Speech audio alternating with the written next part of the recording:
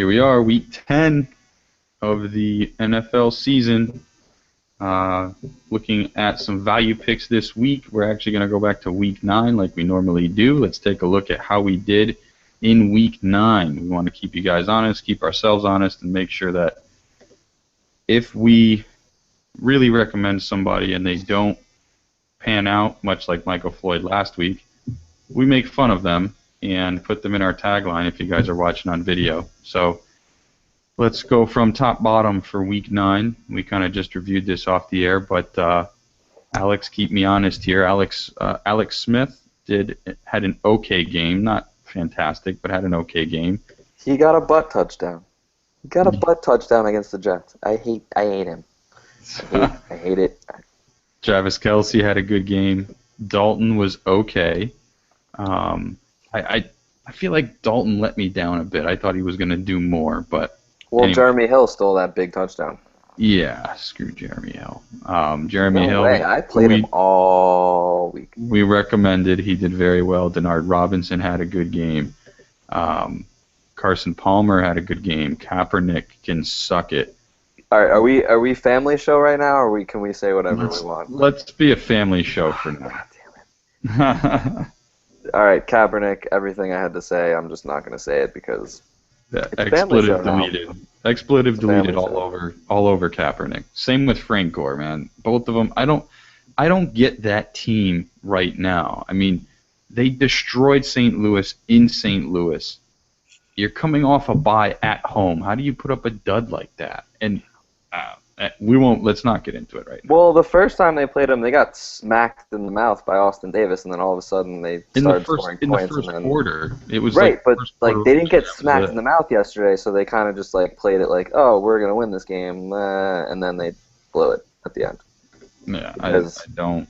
That line just got to Kaepernick all day long. Ugh. Next up was Lamar Miller, who got injured but still got in the end zone. Jarvis Landry had a good game. He got in the end zone. Great touchdown on Jarvis Landry. That toe tap. Oh my God. LaShawn McCoy had a good game. Didn't get into the end zone, but still got you 100-plus yards on the ground. Zach Ertz. Andre Johnson, who we mentioned we like DeAndre Hopkins more than Andre, so hopefully everybody listened to us and played DeAndre because he went off while Andre Johnson didn't do much. And I don't know if you saw, but one of the Eagles, I think, defensive backs came out and said Andre Johnson isn't the same player that he was. Yeah, I think it was Kyrie Williams. Yeah. So it's just interesting to note that a lot of the defenses are now noticing that as well. Dwayne Allen got in the end zone. Ruben Randall, from what I saw, he dropped a few passes. He wasn't that great, but he still got a lot of targets. So targets are there. He just has to convert them. Odell Beckham did convert. He had a huge game. Jordan Reed did nothing. Edelman went off. Thomas got in the end zone. He had an okay game. I was expecting multiple touchdowns, I'll be honest with you. Yeah, me too, but the game didn't really go that way. No, but Michael Rivera had a good game. Paul Richardson, what did he do last week? Paul Richardson, I think he had 3 for 43 or 4 for 33. I don't know. There's 2 threes and a 4 in his stat line. So it wasn't great. He was a punt play, so you weren't expecting all that much out of him anyway. But someone to just keep an eye on because he was, I think, their first overall pick in the draft this year. So they're obviously high on the kid, high enough to let Percy go as well. Andrew Hawkins didn't do anything going up against Tampa Bay. I really expected him to get 8 or 10 catches, but he was a dud. Mike Evans went off, and Steve Smith had an okay game, right? He didn't do anything too crazy. 7 or 8 points, I think he got you in DraftKings. Yeah, something like that. So not a good play. Not terrible, but he wasn't a punt play. You kind of expected him to get into the end zone, but. So that was our wrap-up for Week 9. Overall, I think we had more hits than misses. What I want to note is that just because we missed on Kaepernick, everybody missed on Kaepernick. Let's be honest. Everyone thought Kaepernick was going off. I think he was. I haven't looked at the stats. Maybe, Alex, you can bring it up as to what percentage Kaepernick was played in lineups and on DraftKings in particular, he had to be way up there. I know Jeremy Hill was like, I read something today, I think it was like 40-something% owned, and I wouldn't be surprised if Kaepernick was above 30 as well. It was one of my 50-50s, he was 52%, so it was 40+%. So, I mean, even though we missed on Kaepernick, so did the rest of the world, including San Francisco. I don't understand what happened that game. Robert Quinn. Well, yeah, he happened. Good point. Let's look now. Let's just go forward, run right into it. Week 10. Let's get into some picks here. The first game we're going to talk about in Tampa Bay. Two struggling defenses. We've got Matt Ryan going for 6,300 on DraftKings, 7,800 on FanDuel. Is this game home or away, Alex? At Tampa. It's at Tampa, so you've got to have that caveat in your head that Matt Ryan isn't as good on the road as he is at home, but going up against Tampa's defense, especially this season, $6,300 on DraftKings, he's a good look. Either way, he's always going to be throwing to Julio Jones and Roddy White and Antone Smith out of the backfield, Jacquizz Rodgers. He's got a decent amount of weapons, so gotta give him a look here. Am I missing anything on Matt Ryan that you want to add? Other than the fact that I will definitely be putting some money down on Matt Ryan this week with Julio Jones. No, I mean, I'm playing them in almost all my regular leagues. I believe in Matt Ryan. I think the bye week will help them get the line issues fixed a little bit since no one could get hurt last week, which is a good thing. So it was an extra week working together. Yeah, you believe in last time they played them, they crushed them. So, I mean, I can't really expect them not to do the same thing. It was at home on a Thursday, though, so, I mean, I personally don't see them repeating. McCown's starting again. So, like, that has to go for something. Like, they're going to give the ball up immediately if McCown starts the ball, and that's just going to mean more opportunities for Ryan to score. It's going to be, I think it's going to be different, though. I think it's going to be a different story because they're not going to have... It's not going to be the same score, but I think Matt Ryan's still going to have a nice day. Sure, I'll give you that. We'll flip to the other side of the ball then, and let's see what's going on in Tampa Bay. Bobby Rainey and Charles Sims. We're going to mention both of them in the same breath here. Rainey's going for 4,400 on DraftKings, 6,700 on FanDuel. Sims is 3,600 on DraftKings, 4,800 on FanDuel. I don't remember if we mentioned him in the Thursday show last week or not, but once it was announced that Doug Martin wasn't going to play, Bobby Rainey stepped right in. So keep an eye on that injury scenario this week, because if Martin's out again, we saw they actually treat Rainey as their number one, but I think it's just a matter of time until Sims takes over in that spot. So I think, Alex, you agree with me here. Keep your eye, if you want to play either one of them this week, not a bad play, but keep your eyes open as to who's really going to take that number one rollover. Yeah, you can't play either of them in a 50-50 this week until we see how it shakes out with the two of them actually healthy and on the field. I personally, if I had to pick one, I would rather go with Charles Sims just because I think he's a better all-around back and he's more explosive. Whereas Rainey is just he's just that guy that you plug in because you have to. And he just happens to do some pretty nice things because they're usually behind and he catches some passes in garbage time. But I think Sims is a better guy to play with when the game is closer. You can play him early and he can still get those junk points later on in the game. Yep. So again, I like exactly what you said. I like Rainey catching those passes out of the backfield, giving you a little bit more value. But definitely keep an eye open on news coming out of Tampa Bay. If you want exposure to either one of them, just make sure you take the number one guy. Next up, we're going to Carolina and Philly. We're going to give you a QB wide receiver stack here with Cam Newton and Kelvin Benjamin. So Cam's going for 6,600 in DraftKings, 7,700 in FanDuel. Kelvin going for 4,200 in DraftKings and 6,700 in FanDuel. I will let you take this one and run because I know you are a Kelvin lover this week, Alex. Yeah, Philly cannot stop big-time wide receivers. We saw it last week with DeAndre Hopkins. We saw it the week before against Arizona, their wide receivers. Philly's defense, because they're on the field so much, because their offense just goes so fast, they're on the field so much that they just wind up giving up points and giving up yards. It's something we've talked about earlier in the year, like a defense like Denver. Even though they're a good defense, because they score so quickly, their defense is forced to play more and play against tougher situations in terms of throwing other teams throwing the ball. This is one of those situations with Philly that's happened all season long, and I think Kelvin is as good, if not better, of a physical talent than DeAndre Hopkins is, and he doesn't have anyone to take targets away. So I think Kelvin could have as good or better of a day than Hopkins did last week, which means Cam's going to have some nice numbers too. Exactly. That'll be I think a really nice stack this week. And what I did was actually look at how Philly did against quicker receivers or receivers that can get open deep. And that's why I played Hopkins this week in a couple of my leagues, a couple of my lineups, because they are susceptible to that deep pass and to the receiver who can get open deep. And you saw that with Hopkins all day. So absolutely agree. I think Cam likes to throw it to Kelvin, especially longer routes, because he can be as inaccurate as he wants, and Kelvin will still come down with it. So absolutely agree on that one. Let's go to the other side, and you have a strong feeling and a strong tie for this quarterback, Mark Sanchez, OE of the butt fumble. 5,400 in DraftKings. You got it. Whenever you mention him, you got to mention it. It's a way of life, and people have to accept it. So I turned that game off as soon as that happened, and I was like, I have nothing left to watch in this game.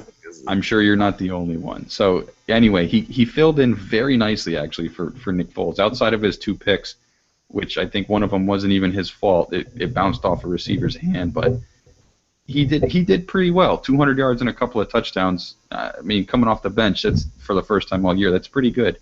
So going up against the Carolina defense that's been horrendous against the pass for most of the year. Sanchez is 5,400 on DraftKings, 6,600 on FanDuel. Tell me, do you really think can he do better this week than last week? Yeah, absolutely. Especially with a full game. So that's the other. He had a pretty good stat line, and he only came in like halfway through the second quarter, or beginning of the second quarter, whatever it was. Sanchez isn't a bad quarterback. He got vilified by the New York media. The butt fumble happened. He had some bad games with some bad turnovers that just made him look like a ridiculous quarterback. But he wasn't that terrible. He wasn't good, but he wasn't terrible. And in this kind of offensive system where he can get the ball up quicker, he can take shots down the field, he's in a better position to succeed on a team that likes to throw the ball more, as opposed to when he was with the Jets. It was, okay, we're going to run the ball. You can throw off play action and maybe try to do some things, but we're going to run the ball first. In Philly, it's throw the ball. Just you can throw the ball. If you don't get picked off, just keep throwing the ball. So I think you have to have some exposure to Sanchez this week. It's a little riskier for 50-50 just because I usually do. I like to have a higher tier quarterback as a safety net, but you have to have some exposure to Sanchez, especially if you're playing tournaments this week, because he could, look at Foles. Nobody thought Foles was going to do anything last year, and then he had that 7-touchdown game. I'm not saying Sanchez is going to score 7 touchdowns. That's never going to happen. I promise you that. But he could have some huge games just because of this offense. Yep, absolutely agreed with that, and I think you're right. You do want exposure to him in a tournament or GPP type of play. I think he'll be minority owned in that a lot of people will maybe 10% ish range, because you'll get those people who know the matchup is there, so they'll play him regardless just because of the matchup. But he won't be majority owned because people are going to say, I have 29 other quarterbacks to get through before I scroll to Mark Sanchez. They're just not going to. I don't think people are really going to. Yeah, but if people are looking for Sanchez, they're going to find him. I'm saying the majority of people won't. I hope so. Yeah. So let's move on. We were looking at LaShawn McCoy as well. He's 5,600 DraftKings, 7,700 FanDuel. We kind of touch on him every week. His price in DraftKings continues to stay pretty low. Maybe because he's not getting in the end zone, or not taking. Sure, I will take a number one running back that doesn't get in the end zone and gets me 100 yards every week, and just plug him in and let him go.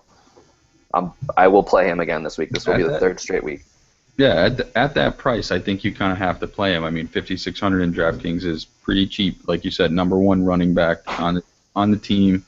He can catch balls out of the backfield as well. I mean, again, you need exposure to him in some way, especially against that defense. Well, that's all we'll say on him because he's LaShawn McCoy. Next up, we'll touch for 2 seconds. Zach Ertz, we mention him every week. Every week he has the potential to go off, but seemingly he hasn't for the past few, so I'm off of him. Alex, I think, will still be a Zach Ertz fanboy. I mean, I love him. I'm still, like... So you're still a fanboy. It's fine. He's 3,000 in DraftKings, 5,100 in FanDuel. So the value's there, and like you say, he has a high ceiling, but the floor for me is just too low. You have so much value at tight end elsewhere that I think the floor is just too low with Ertz. Yeah, but he makes an intriguing tight end punt play in tournaments this week. Sure, I'm not denying that. Like, I'm not denying that.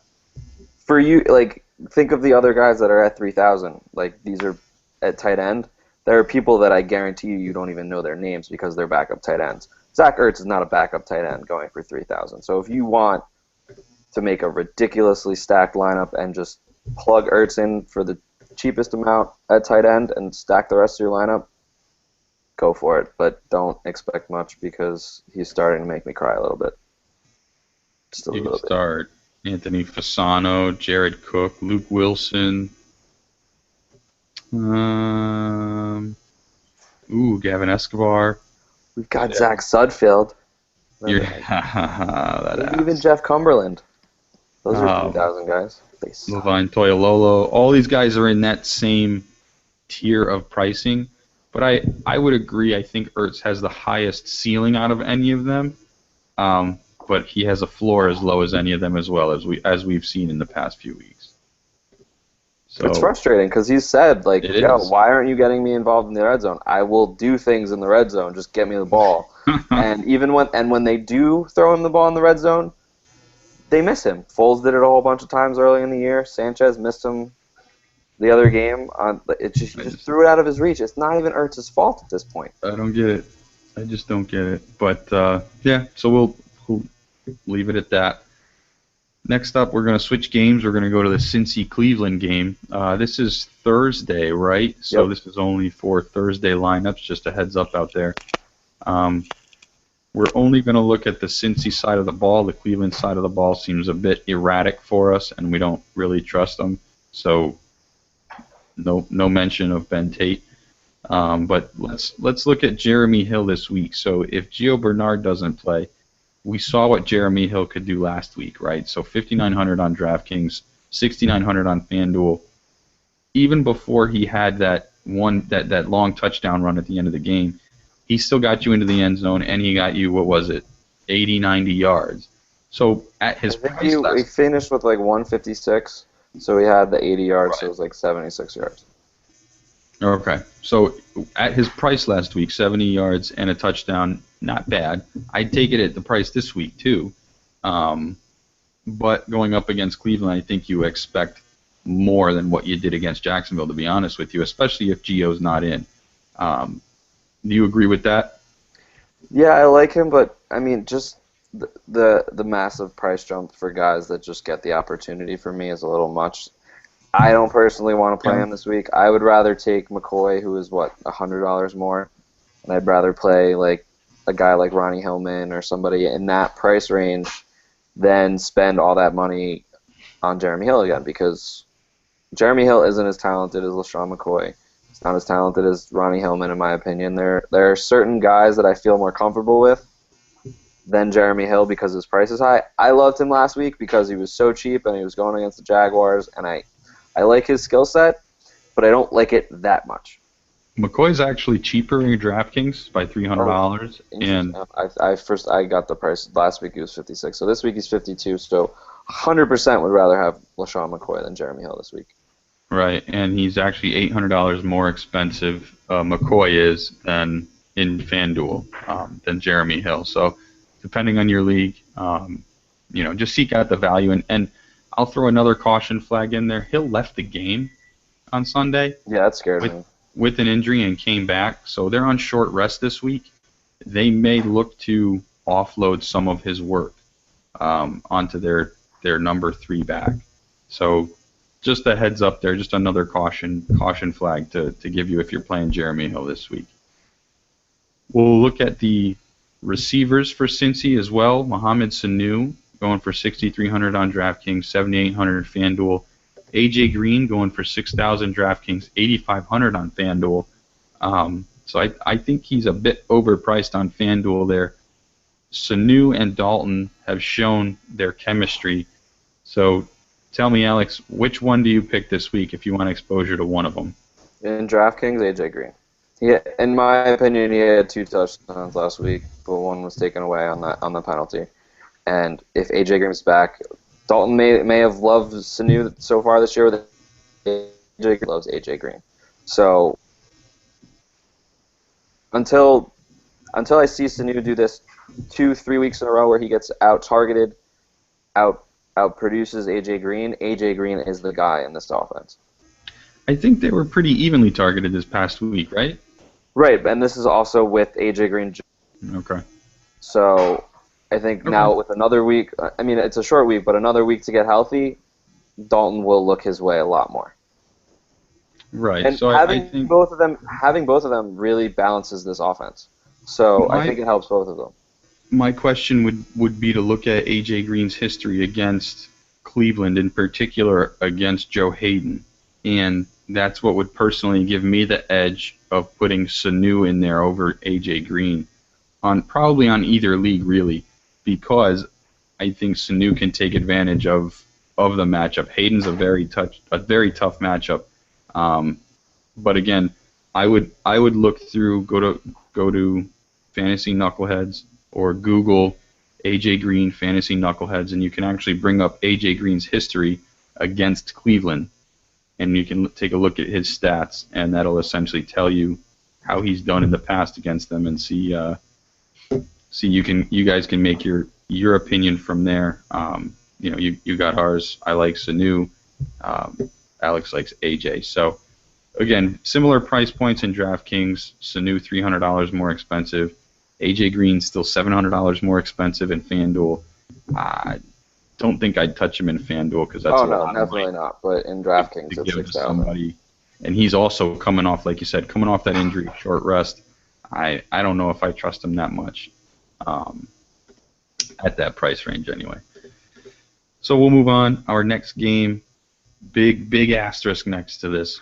But looking at the Dallas-Jacksonville game, Brandon Weeden, if Romo doesn't start, Weeden's 5,400 in DraftKings, 6,500 in FanDuel. You got to have a massive set of cojones to start Brandon Weeden ever. But going up against Jacksonville, he's got the matchup. He's got the weapons around him. So huge, pseudo punt play there. He's not the cheapest. So 5,400 or 6,500, depending on your league. I don't really think we need to say much more beyond that. We don't really recommend it to put, definitely not in a 50-50. Definitely not in your only tournament lineup. But if you have exposure on a couple of entries into one tournament, or you're a cheaper tournament, I say why not. But me personally, I won't be playing him, and I know Alex won't be playing him either. I don't even have to say earlier. Yeah, he said earlier, big yuck. So yuck. That's all we'll talk about for Brandon Weeden. Just a heads up there. Moving on to our next game, Denver and Oakland. Julius Thomas on DraftKings. He's going for 4,900. FanDuel 7,300. Gimme. So FanDuel's still up there, but DraftKings, for some reason, discounting him. They've got a strong recency bias, it seems. 4,900 on DraftKings. I mean, come on. Yes, please. You're definitely going to be playing him. Would you play him in a 50-50, Alex? I'm playing him in a 50-50. He's in there. There you go. I made my lineups already. He's in. I have him and Jimmy Graham split at my tight end spot between my lineups right now. Okay. I like it. So we'll get into those lineups obviously on Thursday for those of you who haven't seen it before. Um, our show now is our value picks for the week tonight. Thursday we look at lineups that include these value picks, try to show you, how you can include some in your lineup and who else you can grab elsewhere. We may look at the optimizer, we may not, but we'll leave that for Thursday. So let's come back to this game, Denver and Oakland. Let's flip the script to the other side. Michael Rivera, who, as we mentioned, you called out last week. For those who played him, I think including you, wow, he went off. 3,800 in DraftKings, 5,700 in FanDuel. So he's not victim of that huge price jump that you mentioned before, that Jeremy Hill got. So do you still like Michael Rivera here, even though the Denver defense is decent against tight ends? Yeah, I like him. I mean, like I said last week, he's becoming more important to this offense. And if Derek Carr wants to score some points, he's going to have to target Rivera in the middle of the field and get some yardage. He didn't have a great yardage day last week. He did have 8 catches for, I think it was 37 yards, but 2 of those were short touchdowns. So that's, in my opinion, 6 for 30 yards. To be targeted more than 8 times for your tight end, who is a guy that didn't see more than 2 targets before the week before, it's great. I just think they're going to be in a shootout, or they're going to be down. They're going to need to throw the ball a lot, and Rivera is going to help get, I think, some big chunk yardage in the middle of the field and then be a threat in the red zone. Yep. So I'd rather play Julius for an extra 1,000, but if you don't have the money, you can't really go wrong with Rivera if that's where your budget is at. Right. And in that vein, let's also talk about a couple of receivers for Oakland. Andre Holmes going for 4,400 on DraftKings, 6,400 on FanDuel. Kenbrell Tompkins, who's a punt play.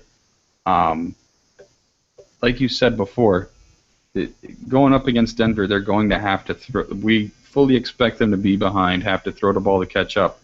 So Derek Carr is going to have to throw the ball to somebody. Kenbrell is, like I said, clearly a punt play. You're hoping for, him to get behind the defense and get a deep score there, right, Alex? But Andre Holmes, tell me a little bit more about why I should like him this week. I think Holmes is going to be the one that gets deep. I think that Aqib Talib is going to wind up being on James Jones most of the day, which is going to open up some things for Holmes. He's the one that's going to go deep. I think Tompkins actually, I think, could get a lot of targets. I just don't think he's the deep threat. Holmes is the guy for deep balls for Derek Carr. I think Kenbrell will kind of do the medium to longer routes, but not necessarily deep balls. He might catch them 20 yards away kind of thing, but he'll catch those on the routes where Holmes is just going on a straight go route, and it's just going to open up the field for Tompkins. He's an interesting tournament play just because they are going to need to throw the ball, and if James Jones or Rivera or Holmes aren't open, Kenbrell Tompkins should be open. But I would rather play Holmes this week because I think he can get deep. They're not going to win this game. The Raiders aren't going to win this game. Broncos are pissed off. But I still think that the Raiders are going to be able to throw the ball and score some points, and if they are to do that, it has to go to Holmes. Okay, so real quick, I'm actually going to reach out. We've got Jason asking a question in the chat room here. It's a great question, right on point with what we're saying. Wouldn't you play Michael Rivera over Julius Thomas in a tournament? And he says because people will jump all over Thomas and they're going to have to throw. I absolutely think he's right, but I want to hear what you have to say on that, Alex. See, all right, this is the thing that I do. I don't really make my tournament lineups based off of necessarily contrarian plays. Yes, I like to have 1 or 2 in there that I think are going to have better days. But if I think that somebody's going to have a better day than somebody else, I would rather have them in my lineup because all you care about is scoring as high as humanly possible. Yes, contrarian picks can help you set yourself apart from the pack, but in my opinion, you want to put the lineup that's going to get you the most points.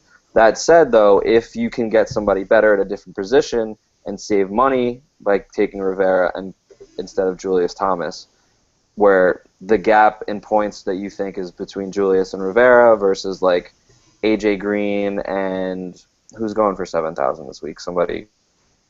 Julio Jones, fine. If you think Julio Jones, his point differential is going to be a bigger gap between him and Green than Julius and Rivera, then yeah, you do that. But for me, I like putting in the guys that I think are just going to have monster days in my tournament lineups. But it's a good point. It's absolutely a good point. It's definitely a contrarian play, even though he had the big week last week. But with the price going up, people are going to be like, I don't want to play him. Fluke week. But listening to us, you know that he's a much bigger part of the offense than people thought. Yeah, and I'll agree with what you said. Definitely, Rivera is going to be much less owned than Julius, I believe. And my problem is I don't often like taking people that you're hoping for garbage time stats out of, because then if the game is very close, you were relying on those garbage time stats that aren't coming anymore, right? So we're sitting back on Rivera and saying, I hope that they get down and have to keep throwing. Well, what if that happens? It's a division game. Anything happens in division games, let's be honest. But what if it happens that it's a 2-touchdown game or a 1-touchdown game? They're not down 4, right? Oakland can still try to run the ball, and that'll limit Rivera's upside, whereas Denver continues to pass the ball. So what I'm trying to say is, I guess, my pick would be Thomas for a 50-50, definitely. But for that tournament play, I could see Rivera's upside. But again, I think if I think Thomas is going to have the bigger day, which it typically would, I would still pay up and try to put Thomas in there over Rivera. And I'd try to find a contrarian play elsewhere. So good question there, Jason. Appreciate it. Thank you again for watching. Let's go on to our next game here, and that's the Saints and the 49ers. Brandon Cooks going for 4,300 DraftKings, 6,400 FanDuel. Do you think he can top what he's been doing the past couple weeks? Yeah, I actually have him in one of my lineups this week. I think Cooks at home is different than Cooks away, like we were talking about earlier with Ryan. Yes, at home, much, yes. Breeze likes getting Cooks involved early and often. And although he got him involved early and often last week, he didn't really continue to throw the ball to him, which was kind of disappointing last Thursday night. But I think with some more time, because of the longer break, because they played last Thursday, they're gonna focus on Cooks a little bit more. Again, at home, Cooks from Breeze is just a great recipe for success. Specifically in DraftKings too. I mean, yeah, that full point PPR, you can't discount that. So we'll go on to our next game. Chiefs and Buffalo. Jamal Charles going for 6,400 in DraftKings. Interesting pricing there. 8,800 in FanDuel, so still a premium play there. But 64 in DraftKings. Buffalo's got a difficult run defense. They've done pretty well this year thus far. They've got a really good D-line. So even at that price range, are you comfortable with him on the road, right? This is in Buffalo. Are we still comfortable with Jamal really having a good game? I'm not. This has Andy Reid trap game written all over it. This is one of those games where Andy Reid's going to throw Lyle Davis in for 15 touches. He's going to maybe throw the ball to Kelsey for once because he has to, because Buffalo's run defense is really good. You have to really hope for a big play or goal line touches for Jamal Charles to have a big week, because I do not see him going over 100 this week. And I would much rather play Ronnie Hillman at 61 against Oakland, who cannot stop the run. Somebody who you know is going to get touches near the goal line, versus hoping and praying that Jamal Charles beats Buffalo defense. That said, tournament lineup is an interesting play. 50-50, don't touch it. Okay, I agree with pretty much everything you said there. Move on to the next game then. The Giants and Seahawks. Giants traveling out to Seattle, I believe.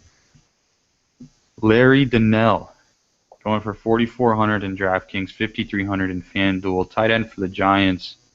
He scored last night. He seems to be Eli's security blanket for most of the season.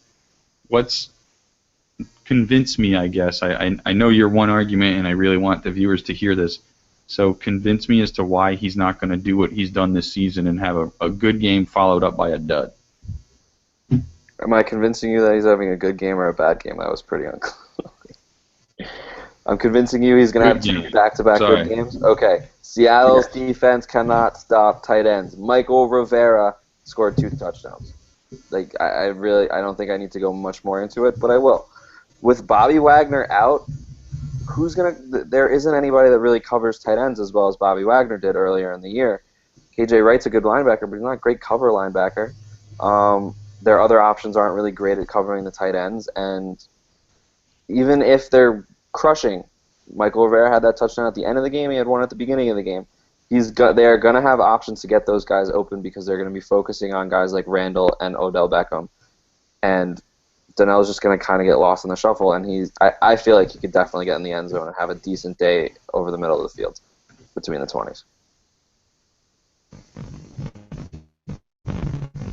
Do you know? Robot. Sorry.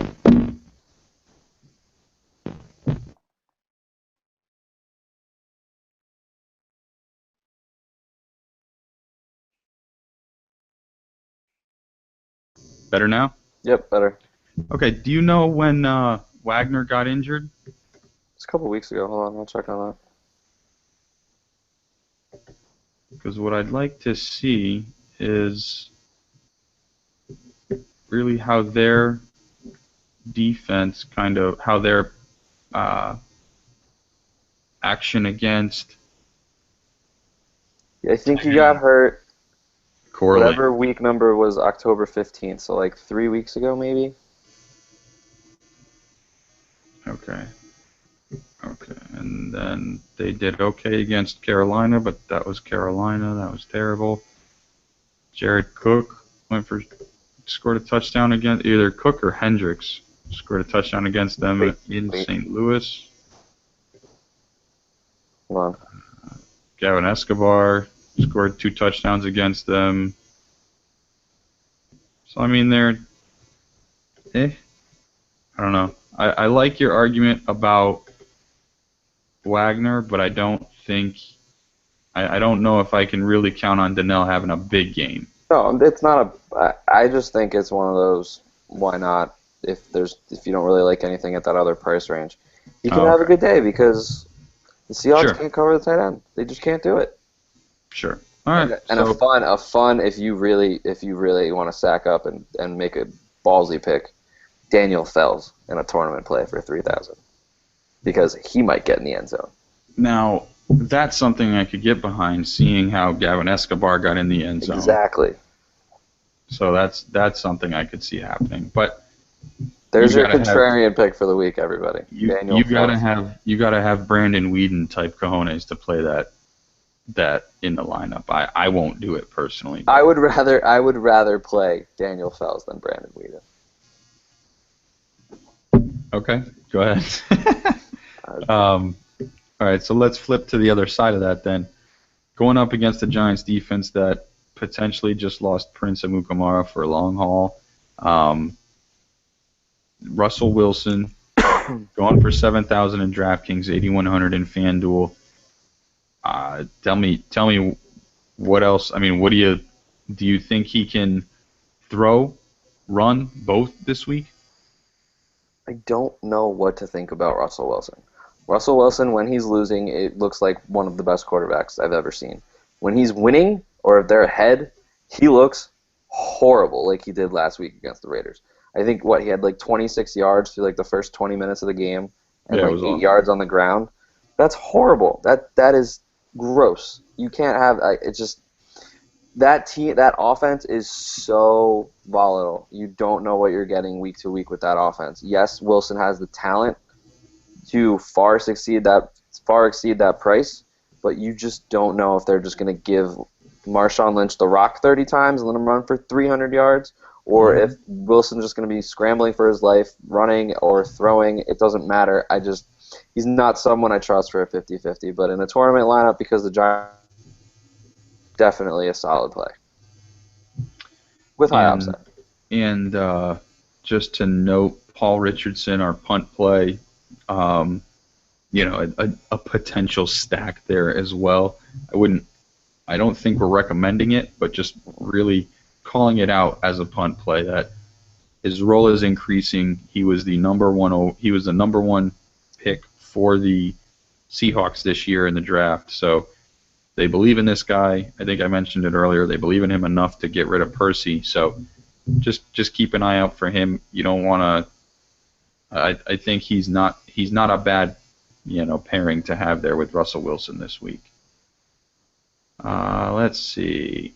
Next up, the former Seahawk, Percy Harvin, going for 5,300 in DraftKings, 6,600 in FanDuel. The Jets play Pittsburgh this week. So tell me, do we think he can repeat what happened this week, even if Vic's not quarterbacking? If Vic's not quarterbacking, I don't think so, because then we're just not getting yards at all. Because I'm sorry, Matt Sims. Like I saw him play when I was in high school, and he was in high school also, because he was not far away from me. But he is not an NFL quarterback. I'm sorry.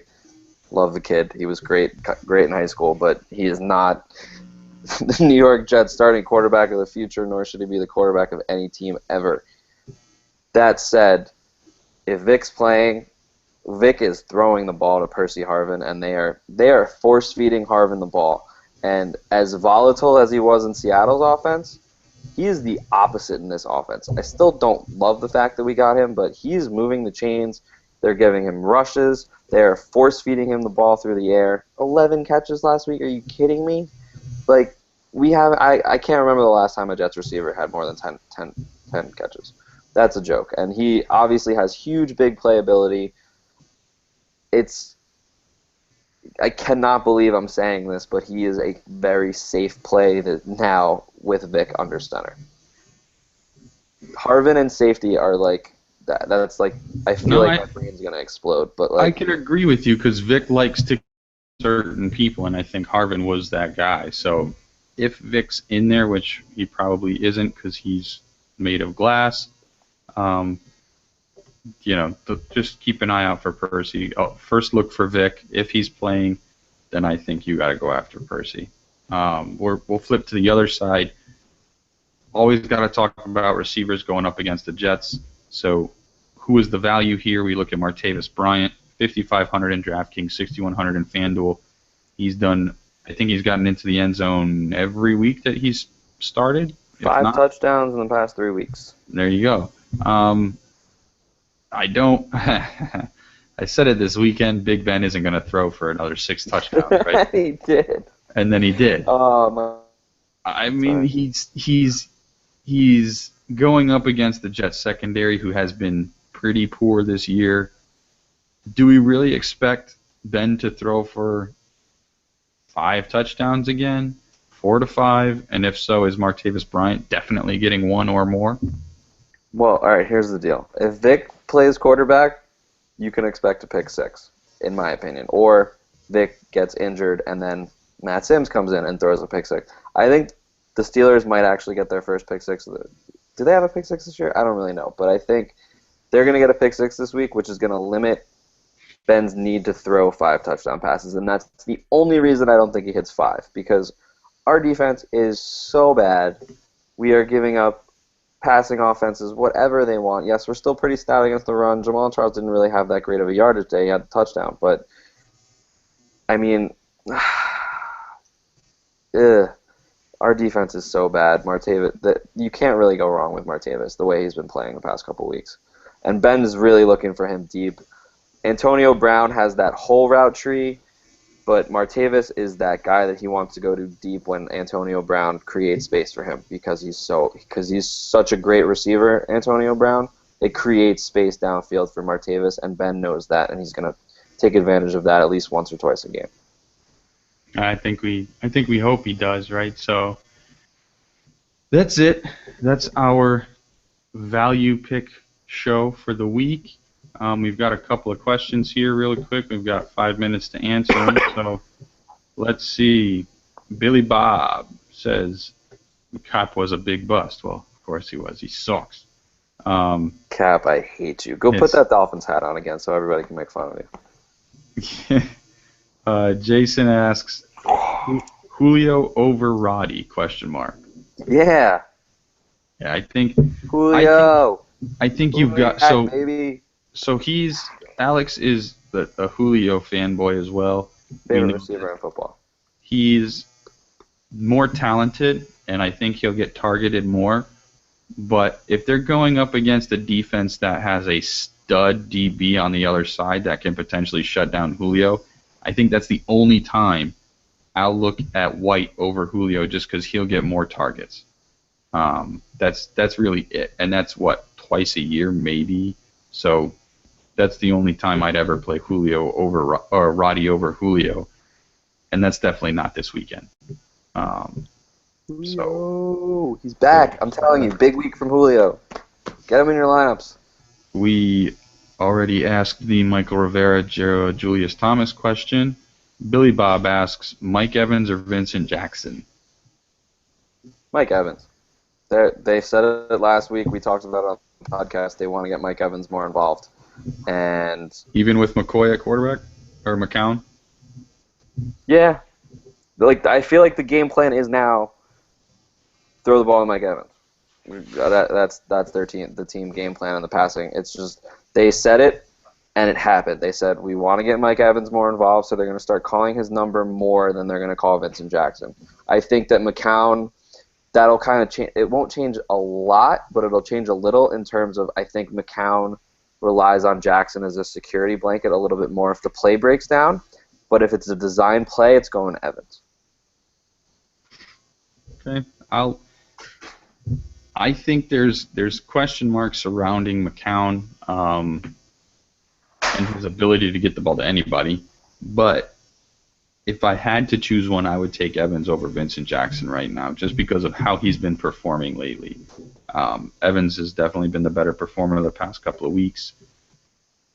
I personally, I don't think I'm going to play either one of them this weekend. Actually, that's a lie. I'd probably play Evans this weekend. So there's your answer.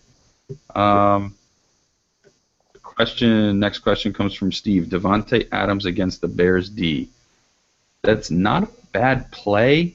You got this one. This one's on you. It's not a bad play, but against the Bears a couple weeks ago in Chicago, Jordy and Cobb both had great games. The targets are getting, scarce there, right? I mean, Jordy's getting his share, Cobb's getting his fair share. Devontae Adams is just starting to really not come of age, but really get into his own, right? It's an interesting play. I don't count on him to have a big game. I guess I'll put it that way. I think Devontae Adams could get into the end zone, but I think he'll only have 3 or 4 catches outside of that. So maybe finish with a 4-catch, 50 yards and a touchdown type of game, which isn't terrible, but I like to see more production out of my receivers, so I'm looking for more than that. So I probably won't be playing him. I'll probably pay the premium for Cobb or Jordy because I think they're going to have bigger days. Huge days. That Bears D just doesn't. The secondary doesn't scare me like it has in the past. So I think they'll continue to use their primary receivers to blow it up. I think it's Jordy's week. Yeah. Rodgers owes him one. Jason brings up Brandon Marshall, 5,600 on DraftKings. Will his slump end this week against Green Bay, where they're probably going to have to throw? God, I hope so. It's a great question, and to be honest, Brandon Marshall usually scores against Green Bay, having been on the wrong end of that a number of times. He usually does score, saying that our secondary has been pretty good this year, but there's just too many weapons for our secondary to be good the entire game. I think Marshall gets into the end zone. I wouldn't be surprised. Alshon has had big games against us. Martellus Bennett, if I had to choose, I would play Bennett this week. If I was choosing from one of the passing options there, I would take Bennett just because Green Bay sucks against the tight end. Always have, always will, as long as they have, AJ Hawk and Clay Matthews dropping into coverage. Yeah, that's worse than having Demario Davis and David Harris. No, it's tough. But yeah, just move on. We had a couple of questions on Twitter. Let's see.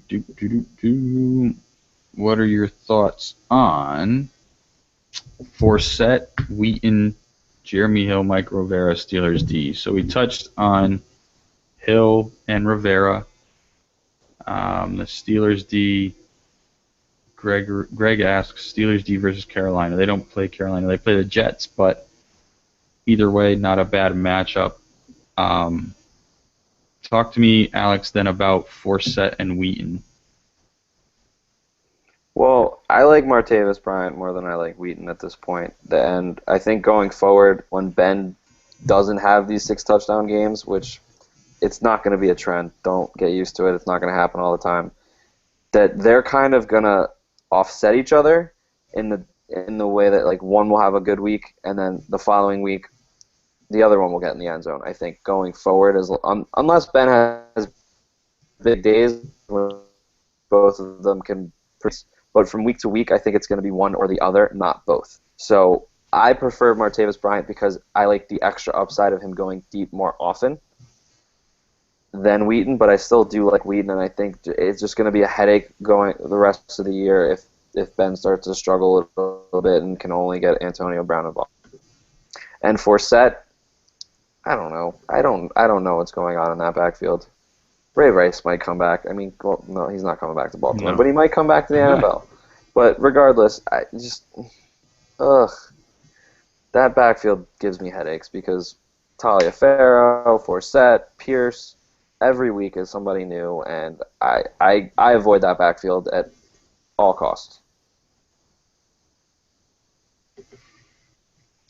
I'll agree with that for sure. Let's see. Bringing up the next question. Thoughts on using Beckham as a flex play? Both these questions came from Greg.